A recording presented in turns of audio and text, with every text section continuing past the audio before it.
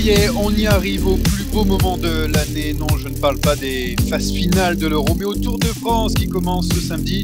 Départ de Brest à l'autre bout du monde, où je suis d'ailleurs. Pour l'instant, il fait un peu gris, mais on prévoit un temps plus de breton dans le week-end et je ne vais pas me faire des amis en disant ça.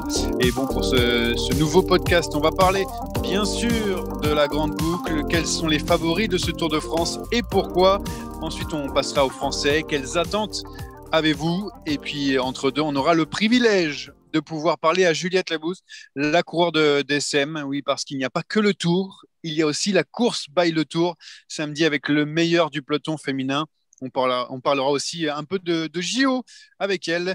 Et pour cet épisode avant-tour, je veux qu'on accueille Rémi Dos Santos.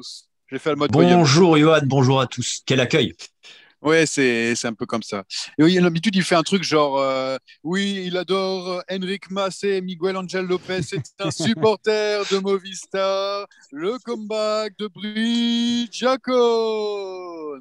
Je fais pas mal. Messieurs, bonjour. Effectivement, c'était pas mal. Merci pour l'accueil. De rien. On a pris l'habitude de le copier avec certains collègues. Donc, je continue même dans le podcast. Et puis, on retrouvera pas, bien sûr, le cinglant Jérémy Sahaguian. Pas de quiz, pas de cyclette. Il est parti où? On ne sait pas. Mais on vous inquiétez pas, on a de quoi vous occuper pendant ce podcast parce qu'on va parler des favoris du Tour de France. C'est parti pour le départ. Le tenant du titre, Tadej Pogačar, son dauphin Primož Roglič, le vainqueur 2018 Geraint Thomas et son coéquipier Richard Carapaz sont sur le papier les plus attendus de ce Tour de France. Messieurs, je vous demande, avant de commencer, est-ce que votre favori est là et qui est-il? Brice, s'il te plaît, tu commences, tu es notre invité.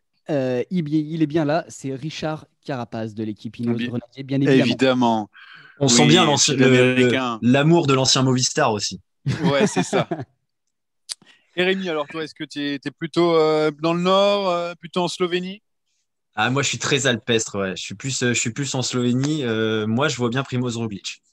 Ah, c'est le favori, en tout cas sur le papier, Primož Roglič. D'abord, je vais vous demander pourquoi Richard Carapaz, on va d'abord pour Brice, évidemment, pourquoi ça serait lui ton favori? Évidemment, il y a une part personnelle là-dedans, parce que quand on voit les Tadej Pogačar, les Primož Roglič, les Richard Carapaz, c'est très dur de faire un choix finalement. C'est un petit peu subjectif dans sa manière de courir, l'esprit offensif. J'ai l'impression qu'Ineos, depuis un an et demi, a véritablement s'est métamorphosé. Et je trouve que c'est un vrai parallèle avec l'arrivée de ce coureur, notamment, et le fait que les Christopher Froome, etc., ne soient plus là, ou en tous les cas, n'étaient déjà plus les têtes de gondole l'année passée. Voilà, il a fait un Tour de Suisse plutôt solide. Donc c'était plutôt intéressant de suivre Richard Carapaz. Voilà, on se rappelle de sa Vuelta également l'année dernière où il était à la lutte avec Primož Roglič. Voilà, tous ces ingrédients, il s'est bien préparé. C'est la bonne année 2021, Richard Carapaz en lutte avec les deux Slovènes. En tous les cas, le trio majeur du Tour de France, il est là. Ouais, surtout qu'il aura à côté de lui des coureurs pas trop mal. Tao Geoghegan Hart, Richie Porte et Geraint Thomas, qui est pour l'instant sur le papier le leader. En tout cas, on lui a posé la question en conférence de presse parce qu'il arrivait en premier en fait chez Ineos. Et la question qui était posée, c'était vu que vous arrivez en premier, c'est vous le leader de l'équipe? Donc il a répondu oui. Ensuite, Richard Carapaz est arrivé. On lui a posé la question, est-ce que, comme vous êtes deuxième dans la conférence de presse, vous êtes le lieutenant, entre guillemets, de Geraint Thomas? Et il a fait, je ne peux pas répondre à cette question. Même chose pour Richie Porte, même chose pour Tao Geoghegan Hart. Et même Geoghegan Hart qui a dit, oui, comme je termine, c'est toujours mieux. Ça veut dire que je suis leader si je termine. Enfin, voilà, c'était un peu drôle. Donc, du beau monde chez Ineos. Et surtout, on ne sait pas vraiment sur quel pied danser. Par contre, Rémi le sait, lui. C'est Primož Roglič. Primož Roglič. Alors déjà, je suis d'accord avec ce que dit Brice et moi, et je l'avais déjà dit la semaine dernière, pour moi, ça doit être le leader Ineos. Je pense qu'il va faire mieux que Thomas et évidemment que Porte et Geoghegan Hart. Roglič, il a encore une équipe monstrueuse à son service. Il n'y aura pas de souci d'ego, en tout cas logiquement. Normalement, ils seront là pour l'aider, hein, les Van Aert et compagnie. Donc, ils ont aussi, je pense, retenu la leçon de l'année dernière. En tout cas, je leur souhaite, parce que sinon, il y a un problème il y a un problème de stratégie à la Jumbo. Et puis, il y a quand même deux contre la montre. Même si Pogacar est loin d'être un peintre dans cet exercice, je pense que Roglic lui prendra du temps, peut-être même pas mal de temps. Et il va réussir à parfaitement gérer le coup en montagne, comme il l'a fait d'ailleurs l'année dernière contre Carapaz sur la Vuelta. Donc, ouais, moi, je vois clairement Roglic un ton au-dessus des autres. Oui, justement, on en parle beaucoup de ces deux chronos et de ces nombreux kilomètres de contre-la-montre. Ça veut dire quoi? Ça veut dire que finalement, on va être comme les Froome à l'époque les Wiggins. C'est le meilleur en chrono qui gagnera le Tour de France, Brice? On pourrait se dire ça à première vue, on pourrait se dire ça. Voilà, je pense que tout le monde connaît Roglic, tout le monde connaît sa force, sa puissance, son expertise dans le domaine du chrono.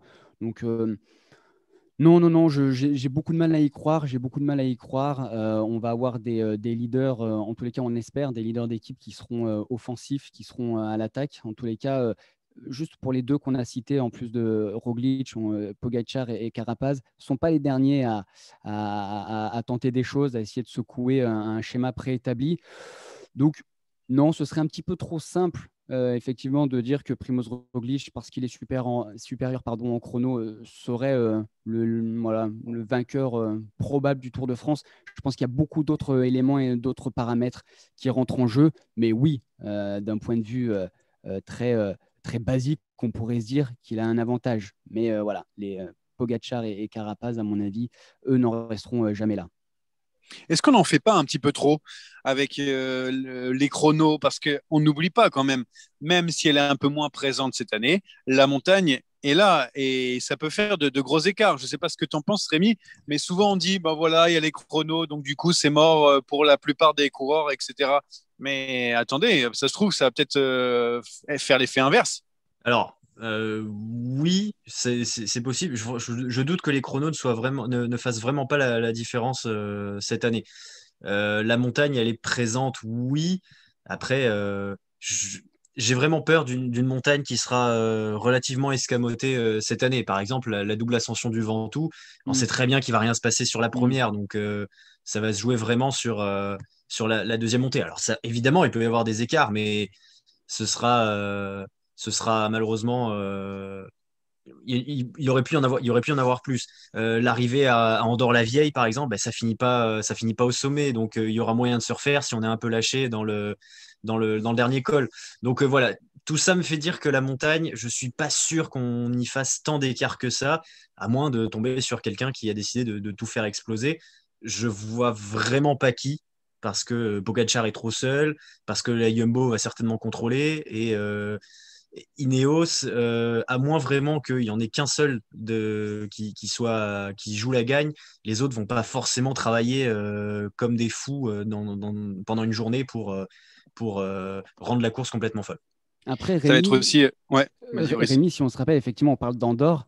Le dernier passage du Tour de France à Andorre, de mémoire 2016. Alors, je ne sais pas si c'était le dernier, mais le Tour de France qui passait à Andorre en 2016 sous le déluge, un orage de grêle véritablement.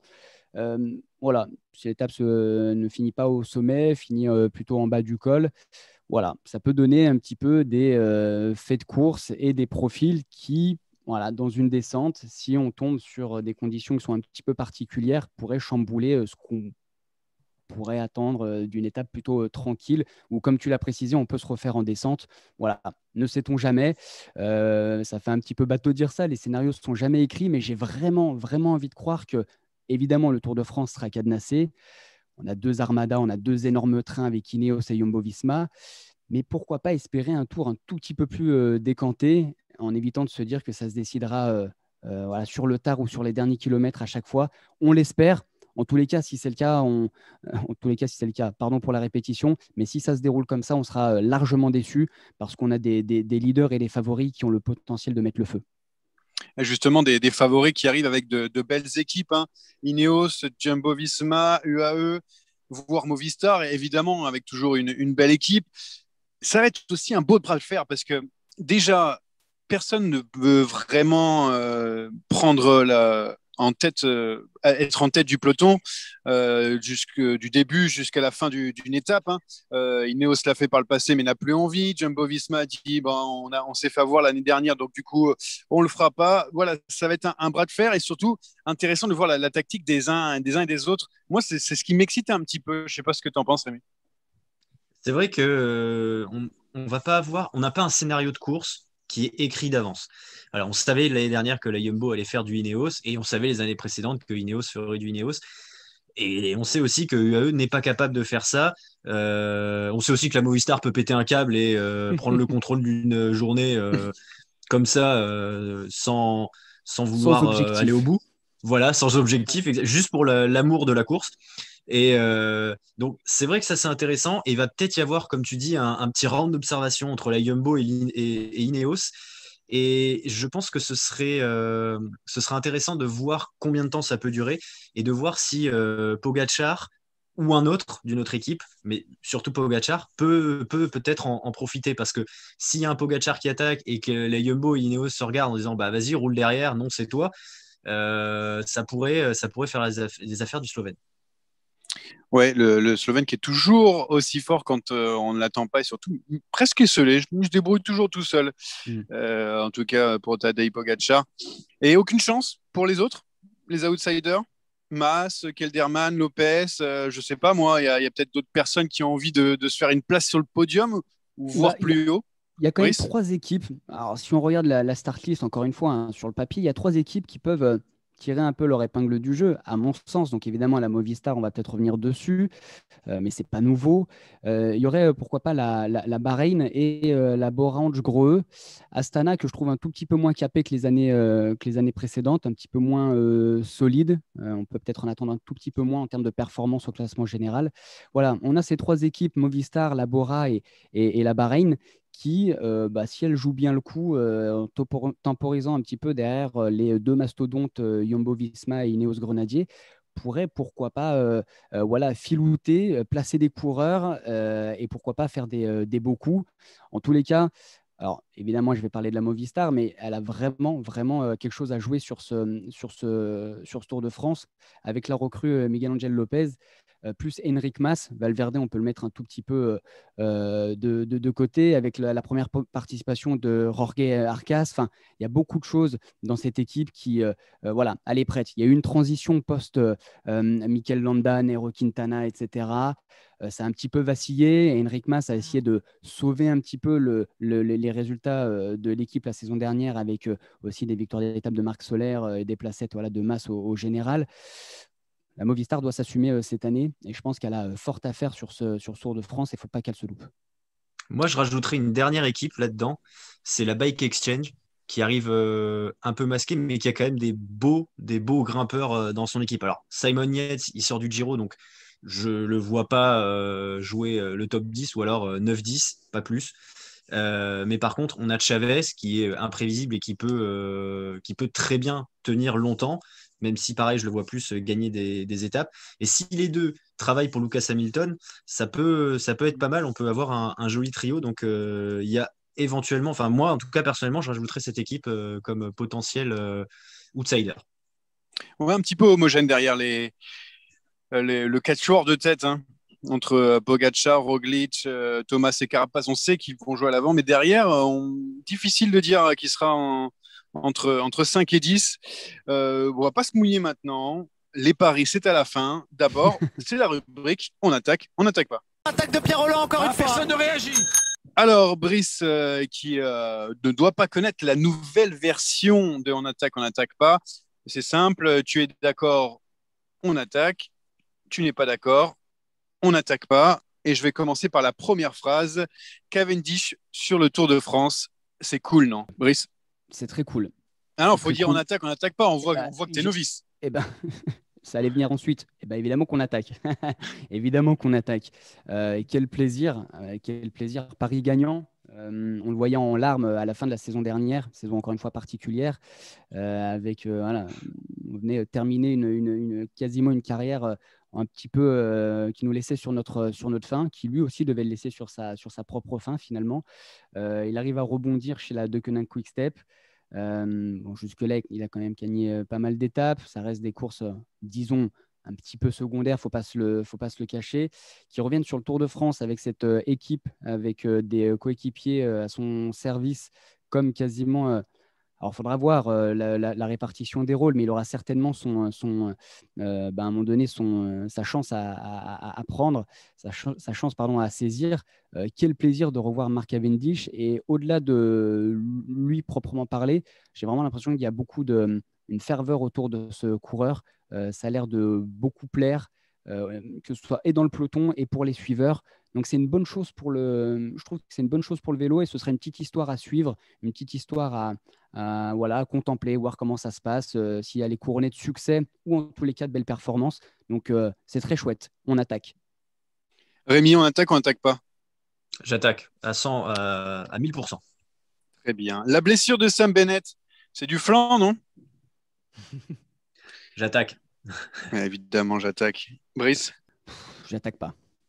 Ah, tu penses que il est vraiment une belle blessure? Je pense qu'au-delà de savoir s'il a une vraie blessure ou non, c'est typiquement le genre de situation qui ne m'intéresse pas trop. Entre un Patrick Lefebvre qui déclenche dans les médias des petites piques. Il y a peut-être une base de quelque chose, une blessure. J'espère pas trop grave parce que je ne connais pas véritablement le fond du dossier et de l'histoire. Mais quand ça devient tout petit peu médiatique comme ça m'intéresse pas trop, et beaucoup vont s'infiltrer un petit peu, vont rentrer dans un petit peu ce gossip. Voilà, on arrive dans un élément extra sportif qui, moi, ne m'intéresse pas trop. Je veux juste que Sam Bennett revienne au top de sa forme et qu'il performe, parce que c'est quand même un des meilleurs sprinteurs du monde. Froome qui dit pourquoi pas une victoire d'étape. On n'y croit pas du tout, hein. Rémi? Ah non, j'attaque. Bien sûr qu'on n'y croit pas. Il était encore lâché. Enfin, il est lâché dès qu'il y a une bosse de 500 mètres. Je vois pas où est-ce qu'il peut aller chercher une victoire d'étape sur ce Tour de France. Après, il le dit, hein, il va se mettre au service de Woods et bosser pour lui. Ça, j'en doute pas. La question, c'est quelle efficacité, quoi. Mais pour la victoire d'étape, c'est mort. Et même quand il bosse pas, il est dans le dur. Donc, j'aimerais bien voir ça aussi, comment il peut travailler pour Michael Woods. Mais bon, au prix où il coûte à Israelson, c'est normal qu'il soit là sur le Tour de France. Brice, on attaque ou on n'attaque pas juste avant qu'on passe à la prochaine? On n'attaque pas. Ok. Bon, la Movistar, elle est encore là sur le Tour. Elle va nous faire n'importe quoi encore. On attaque. On attaque évidemment. Ouais. Évidemment, je le savais, c'était la dernière. La petite boutade, évidemment, Brice est là, il faut en profiter. Allez, assez parlé de nos amis les hommes. On bascule sur la course by le Tour avec notre invité du jour, Juliette Labrousse. 220 km d'échappée, une arrivée solitaire, un exploit dont il faudra bien se rappeler tout au long de la saison. Elle sera notre seule représentante au JO de Tokyo. Elle m'a dit en off qu'elle avait quelques regrets d'ailleurs après les championnats de France. On accueille tout de suite Juliette Labrousse. Bonjour. Bonjour à tous. Bon, d'abord, cette 4e place sur les derniers championnats de France. Logique d'ailleurs dans ce sprint avec ce groupe-là. Finalement, tu m'as dit un petit peu en off que ça ne convenait pas. Tu peux m'expliquer pourquoi? Ouais, c'est ça. Sur le coup, je me suis dit non, je pense que j'ai fait une bonne course. Enfin, j'étais pas trop déçue. Puis après, au final, en regardant un peu les images et tout, je me sentais pas super bien pendant la course. Je me disais que j'étais pas assez forte pour attaquer dans la bosse, depuis le bas de la bosse. Et au final, en regardant au-dessus de la bosse, j'avais quand même fait un peu la différence avec certaines filles, même par exemple Evita qui avait lâché. Donc je me dis que finalement, j'étais peut-être pas si mal et que j'aurais peut-être pu tenter des autres choses. On va essayer d'attaquer plutôt dans la bosse pour voir ce que ça aurait pu donner, parce qu'au final, là, du coup, j'ai quelques regrets, alors que si j'avais tout tenté, j'en aurais pas eu, quoi. Bon, si tu es ici avec nous dans ce podcast avant Tour de France, c'est parce qu'il y a une autre course, bien sûr, le même jour du départ du Tour de France. C'est la course by le Tour, un peu plus de 100 km entre Brest et Landerneau, un peu comme les hommes, mais en plus court. Et il y a une question que je me pose souvent. Cette course, c'est plus une vitrine ou c'est quand même un prestige de la remporter ou d'y participer? Non, c'est quand même un prestige. Voilà, pour nous, c'est la course la plus médiatisée de l'année pour l'instant. Donc, c'est quelque chose d'énorme d'y participer. Et puis, voilà, avec un gros objectif pour tout le monde, je pense, quand on est au départ. Donc, non, c'est super important pour le cyclisme féminin, je pense. Et est-ce que lorsqu'on remporte la course Paris-Le Tour, c'est quand même quelque chose d'important, même si on sait que c'est surtout pour promouvoir le cyclisme féminin en termes de trophées? Non, je pense que c'est quand même quelque chose d'important. Après, c'est un peu moins iconique dans le sens où, par exemple, c'est pas comme une des classiques où, par exemple, Liège-Bastogne-Liège, ben, c'est Liège-Bastogne-Liège, quoi. Là, ça change d'endroit, donc forcément, c'est pas tout à fait pareil. Et puis, bah, pour l'instant, c'est encore pas évident d'expliquer aux gens. Enfin, voilà, quand on dit on fait la course by le Tour de France, ils savent pas trop ce que c'est. Enfin, on est obligé d'expliquer que c'est juste une étape. Donc, pour l'instant, c'est pas évident, mais ça va être la dernière année comme ça. Et je pense qu'après, ça va devenir vraiment quelque chose ouais, de grand. Oui, parce que l'année prochaine, c'est tout simplement le Tour de France féminin qui aura lieu. On a hâte, hein, quand même de courir ce genre tout simplement de course de prestige. Oui, ah bah carrément, là, c'est sûr que je pense que tout le monde l'attendait, ce Tour de France féminin. Donc ça a fait très plaisir quand ça a été annoncé qu'en 2022, il aurait lieu. Je pense que tout le monde a été très content. Et puis on va pouvoir enfin dire voilà, qu'on le fait ou qu'on ne le fait pas, mais qu'il y a un Tour de France féminin. Donc non, c'est vraiment un grand pas. Bon, et pour cette course by le Tour, tu as vu que le final a été un petit peu difficile. Tu penses pouvoir jouer ta carte sur cette épreuve? Oui, je pense qu'on aura quand même plusieurs cartes dans l'équipe. On arrive avec une équipe voilà, vraiment forte, un peu de grimpeuses, puncheuses, grimpeuses. Donc, il y a moyen de faire quelque chose. On aura plusieurs cartes. Et ouais, ça va être un final assez dur. J'ai été faire la reconnaissance et la bosse, elle est quand même longue. Donc, je pense qu'à la faire 4 fois, ça va vraiment réduire le peloton. Et puis, je pense qu'il y aura sûrement des échappées.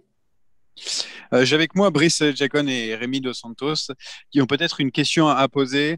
Qui veut commencer? Brice, peut-être? Oui, merci, Yohan. Effectivement, j'avais une question parce qu'on a parlé de la course by Le Tour actuellement pour le cyclisme féminin de Liège-Bastogne-Liège. Mais Juliette, j'avais une question un petit peu plus large. Est-ce que finalement, à l'heure d'aujourd'hui, actuellement, ce ne serait pas le Tour d'Italie qui serait la référence du cyclisme féminin? Bah, niveau physique, c'est sûr que le Tour d'Italie, je pense que c'est la plus grande référence sur les courses par étapes. Le seul souci, c'est que c'était pas beaucoup médiatisé jusqu'à présent, mais bon, cette année, ça a été annoncé qu'il y aurait une couverture médiatique bien plus importante que les années d'avant, donc je pense que ça va reprogresser, mais en tout cas, oui, au niveau physique, je pense que c'est la course de référence. Et justement, la course de référence, mais surtout ta course de référence dans les prochains jours, semaines, ça commence le 2 juillet, je crois. Tu nous l'as dit un peu plus tôt, c'est l'un de tes objectifs de la saison. Tu t'es préparé avec un stage en altitude. Cette fois-ci, tu es prête. Le Giro, ça sera à 100%, contrairement à cette course by le Tour ce week-end où tu seras peut-être un peu moins bien. Oui, bah, c'est sûr que le Giro, c'est voilà, mon plus gros objectif avec les Jeux Olympiques. Donc, c'est vraiment ce que j'ai préparé. Et voilà, là, à partir de la deuxième étape, enfin, l'étape 2, c'est déjà une étape reine où il y a un col de 18 km. Donc, on va déjà vite voir où je me situe. Mais voilà, si je fais une bonne étape là-dessus, après, l'équipe jouera le général pour moi. Donc, enfin, voilà, ça va vraiment se décider encore là-dessus. Mais oui, je pense que je suis prête et qu'il y a moyen de faire quelque chose de bien. Après le Giro, c'est directement les JO, ça rime en plus. Ça avance vite. Tu te rends compte que tu vas vivre ce genre d'événement? Oui, je m'en rends compte. Enfin, voilà, je sais que, enfin, je pense qu'une fois que j'y serai, je m'en rendrai encore plus compte. Mais non, ouais, c'est quelque chose d'énorme. Pour l'instant, j'ai encore un peu de mal à réaliser dans le sens où, voilà, enfin, c'est les Jeux Olympiques. Mais ouais, non, il me tarde vraiment d'y être. Bon, tu t'es fait battre 2 fois par Audrey Cordon-Rago en France. Tu gardes quand même la confiance, hein, pour bien porter nos couleurs là-bas. Oui, non, je me fais pas de soucis. Voilà, j'avais vraiment dit les championnats de France, enfin, au niveau même de la puissance, c'était vraiment pas ce que je peux faire de mieux. Donc, je me fais pas du tout de soucis. J'étais juste pas encore à mon pic de forme. Et Audrey, voilà, je l'avais battue au championnat de France l'année dernière et au championnat d'Europe. Donc, enfin, puis après, la sélection, de toute façon, elle était faite sur les courses cette année. Donc, non, je me fais pas de soucis. Et puis, je compte bien montrer que j'avais ma place pour aller au jeu. Rémi, est-ce que tu veux la question de la fin? Tout à fait, c'est très gentil à toi. Justement, c'est sur les JO. On l'a déjà dit, tu seras toute seule pendant la course. Est-ce que tu as déjà réfléchi à une éventuelle stratégie à mettre en place pour rester au contact et jouer le coup à fond? Bah, je pense que déjà, ça va être assez dur dès le début avec la longue partie montante. Enfin, en tout, la bosse fait 45 km. Donc, au début, c'est vraiment en prise avec des faibles pourcentages et la fin, c'est dur. Donc, je pense que ça va se faire beaucoup à la pédale là-dedans. Et donc, là, il va falloir essayer de s'accrocher au leader. Et après, dans le final, je pense que, de toute façon, pour moi, je gagnerai pas un sprint. Donc, voilà, il faudra vraiment que si je veux prétendre à une médaille, il faudra que j'attaque et que je puisse m'extirper des autres, quoi. Bon, bah, extirpe-toi, hein, bien sûr. On te souhaite la plus belle place possible. Merci, Juliette, d'être passée dans ce podcast. On se croisera tout simplement à Brest pour le départ de la course. Par contre, c'est un peu embêtant parce que vous partez un petit peu tôt, hein. Je vais devoir me lever tôt à cause de vous. Désolé, mais bon, on sera là quand même au départ et à l'arrivée. Merci et à bientôt, Juliette. Merci à vous, à bientôt. Et nous, on continue avec le sprint final bleu, blanc, rouge. Oh le coup de tête! Oh le coup de tête de Marco! Oh le deuxième coup de tête de Rencho! Oh que ça c'est pas bien! Alaphilippe pour les étapes, Gaudu pour le général, Démare pour les sprints et bien sûr plein d'autres coureurs susceptibles de briller. C'est quoi pour vous les gars un Tour de France réussi pour les Bleus, Brice? Oh là là là, il y a tellement de paramètres. Très vite. Dis-moi, cinquième du général pour Gaudu, 4 étapes, dont une pour Démare. Vas-y, donne-moi un petit truc. Déjà, une victoire pour Démare au minimum, mais alors vraiment au strict minimum, une victoire pour Arnaud Démare. On pourrait peut-être même aller chercher, pourquoi pas, le maillot vert si il gagne plusieurs étapes. Enfin, on pourrait rêver, mais au moins une victoire d'étape pour Arnaud Démare et un Tour de France réussi.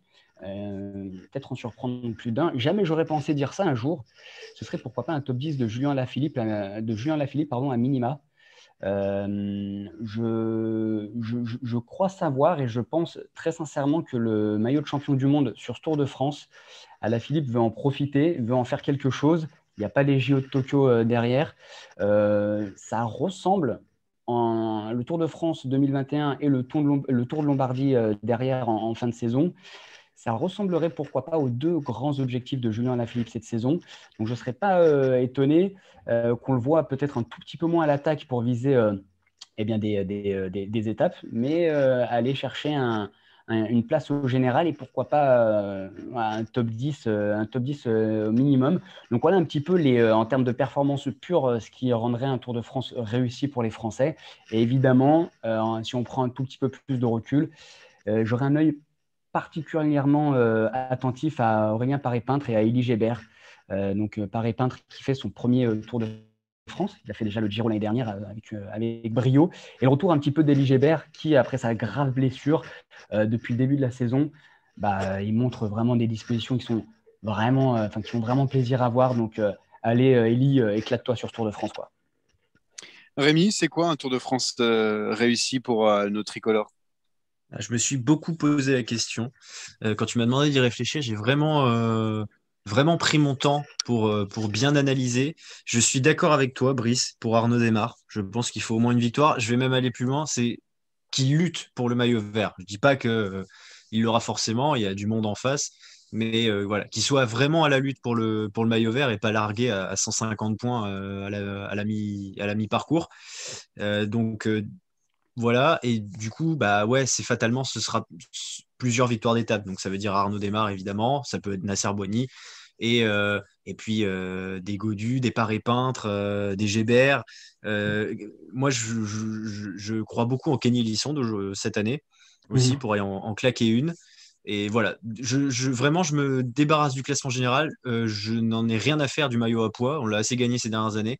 Donc, peut-être un petit maillot vert et des victoires d'étape. Justement, il y a quelqu'un aussi qui essaye de s'en débarrasser de cette pression du maillot jaune. Tous les ans, on lui pose la même question. Est-ce que Julien Alaphilippe, tu vas jouer le classement général? À chaque fois, il botte en touche. À chaque fois, il dit « je ne suis pas prêt », même s'il a admis il y a très peu qui voulaient un jour viser le général. Mais avec ce parcours, ce chrono, cette montagne qui est un peu moins présente cette saison, est-ce que c'est pas le moment ou jamais de voir Julien Alaphilippe tenter de lutter pour le général, surtout qu'il a été présent, concentré sur le Tour de la Provence, au Mont Ventoux avec Egan Bernal était là, sur le Tour de Suisse, il a essayé de suivre au maximum Richard Carapace. On va pas se mentir, Brice, tu l'as dit tout à l'heure, Julien Alaphilippe, il y a quand même quelque chose à faire s'il a envie. Oui, s'il a envie. Alors, souvent, il met son équipe en avant en disant qu'il a pas une ossature assez solide pour l'emmener jusqu'au sommet. Julien Alaphilippe, évidemment, il a Deceuninck Quick-Step son équipe, évidemment, ne va pas se positionner, va jamais prendre la course sous son aile, la course à son compte. Julien Alaphilippe saura profiter des occasions qui se présentent, suivra et puis attaquera quand il l'estimera pertinent. Donc oui, 2021, maillot de champion du monde, c'est en plus un parcours un tout petit peu moins compliqué en montagne, comme tu l'as précisé, des chronos où il se débrouille plutôt très bien. C'est une édition plutôt rêvée, plutôt adéquate pour lui. J'aurais jamais pensé, personnellement, me satisfaire ou un jour kiffer dire Julien Alaphilippe, il va jouer le Tour de France, le général, assez chouette. C'était plutôt du côté de ceux qui disaient non, il faut qu'il fasse le vélo comme il aime, le vélo comme il sait faire, à l'attaque, aller vraiment animer les 3 semaines de Tour de France. Mais là, quelle excitation particulière de se dire ok, il est focus, très certainement, hein, on le découvrira sur la route, il est focus sur le classement général. C'est quand même extrêmement excitant de voir déjà oui ou non si ça va se dérouler et comment est-ce qu'il va prendre ce rôle et cette mission. Voilà, c'est un des intérêts majeurs pour moi sur ce Tour de France du côté français. Rémi, tu préférerais quoi?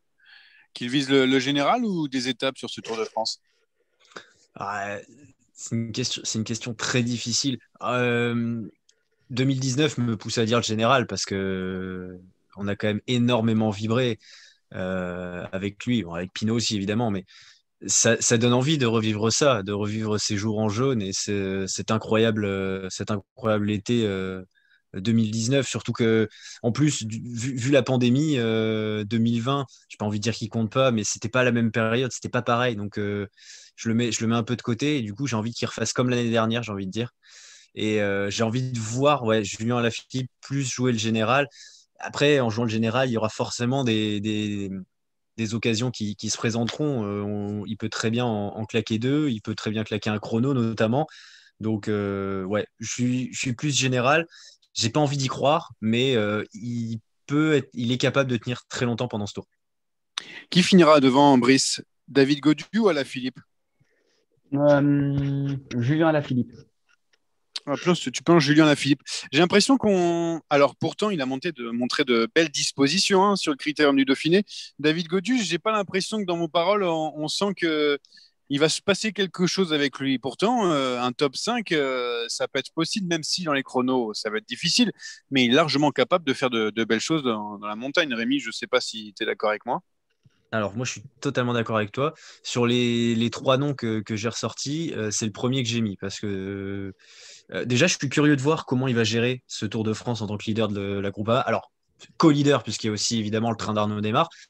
Mais voilà, c'est sur lui qu'on va s'appuyer en montagne et pour le général. Donc déjà, il faut voir comment il va gérer ça.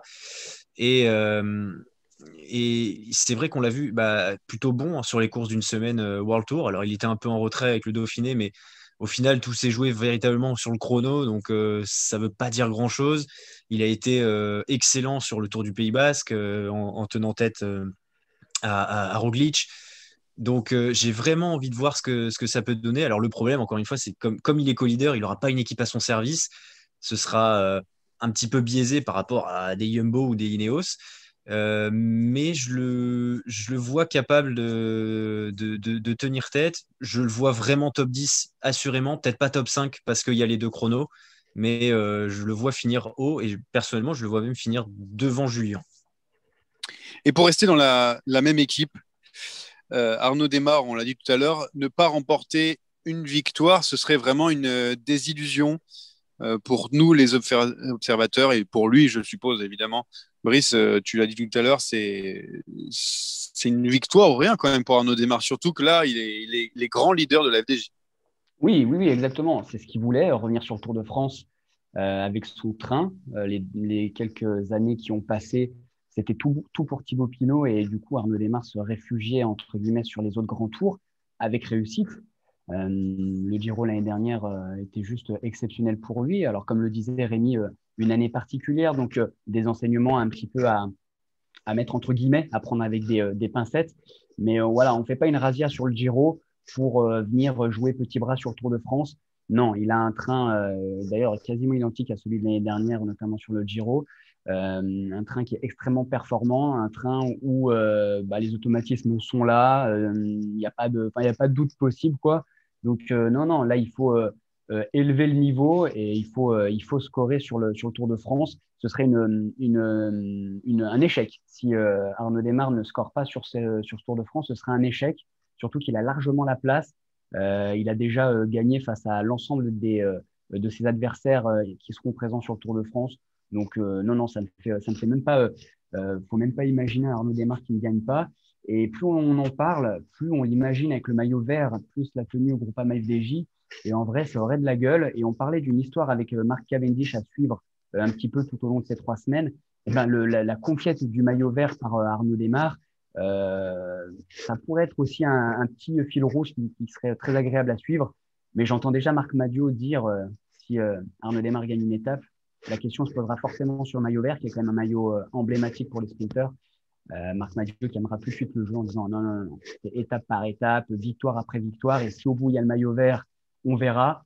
Mais voilà, on peut pas s'empêcher évidemment de rêver d'un maillot distinctif comme celui-ci.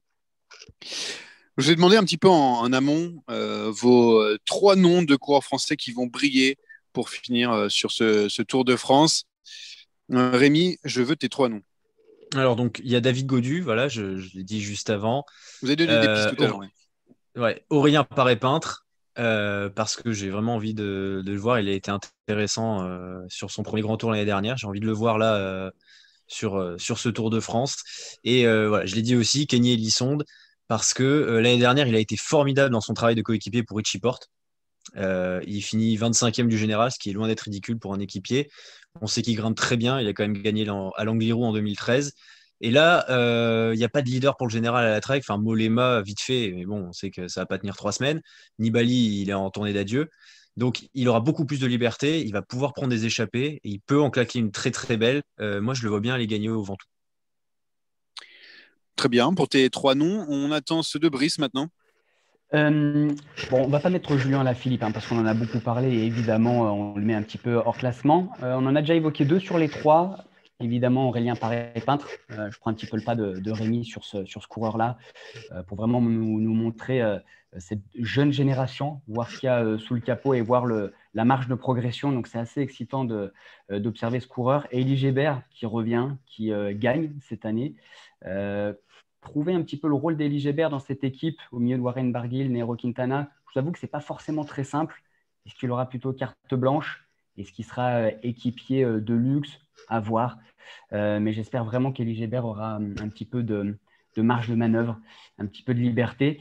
Et on a une équipe dont on n'a pas du tout parlé. Je mets un petit peu les pieds dans le plat. Team Total Energy, comme il faut l'appeler désormais, avec leur nouveau maillot sur le Tour de France. Voilà, ils vont venir en leader comme leader Pierre Latour. Voilà. Est-ce que ce sera le grand Pierre Latour qu'on a connu il y a 3-4 ans? Est-ce que le fait de s'expatrier en Vendée, est-ce que ça lui a fait du bien? Est-ce que ça l'a un petit peu remis en forme, retapé? Est-ce que ça lui a donné de nouvelles perspectives? À voir. Je sais que Pierre Latour, beaucoup l'attendent. Je n'ai pas forcément un atome très crochu avec ce coureur, hein, mais c'est un coureur qui est assez marquant dans le paysage français. Donc, à voir comment la Vendée lui réussit au milieu de sa nouvelle équipe. Bon, maintenant qu'on a fait le tour de nos Français qui vont briller, on va essayer aussi, nous, de briller. Pas dans le quiz, parce qu'il n'y a pas Jérémy Sakian, mais dans les paris, bien sûr. Ah, c'est même pas vrai. Bon, on met les paris, c'est vrai. Alors, pour les paris, c'est simple. On n'a pas parlé des autres maillots. On a parlé des favoris pour le maillot jaune, mais pas meilleur grimpeur, maillot blanc, des meilleurs jeunes, maillot vert, de meilleurs sprinteurs, même si on a parlé d'Arnaud Démare tout à l'heure. Alors, du coup, je vais vous demander à chaque fois votre favori, d'abord pour le maillot vert, et je vous donnerai bien sûr la cote qui va avec. C'est drôle, jusqu'ici, le podcast, on n'a même pas parlé de Mathieu Van Der Poel, ce qui est quand même assez, assez drôle. Il y a tellement de choses à dire avant le Tour de France. Exactement. Mathieu Van Der Poel qui va dégainer et découvrir son premier Tour de France avec une équipe, ma foi, fort intéressante. Bon, pour le maillot vert, c'est tellement ouvert. Est-ce que de nouveau, on met la piécette sur Peter Sagan? sur du Giro un petit peu compliqué, de doubler à mon avis. Restons sur Arnaud Démare. Restons sur Arnaud Démare, même si pourquoi pas Jesper Philipsen, moi me plairait bien en grosse cote, le coureur d'Alpecin Phoenix, le coureur belge, mais restons sur Arnaud Démare. Alors, je cherche Philipsen dans la liste qui a 175, donc c'est vraiment une belle cote. Et Arnaud Démare est à 3,30. Derrière Caleb Ewan et Peter Sagan. Rémi, toi, tu mettrais qui? Moi, je suis pas très original là-dessus. Moi, je mettrais Caleb Ewan. Qui a 2,70, ouais. Il était sur le Giro, il en a gagné une avant d'abandonner, sachant que Van Der Poel n'ira pas au bout, sachant que il y a de Merlier quand même derrière qui sera dangereux, mais il n'y a pas Bennett, donc je vois Ewan maillot vert. Ewan maillot vert, donc pour l'un, Philipsen, non je rigole, Démare pour l'autre, Philipsen c'est l'outsider.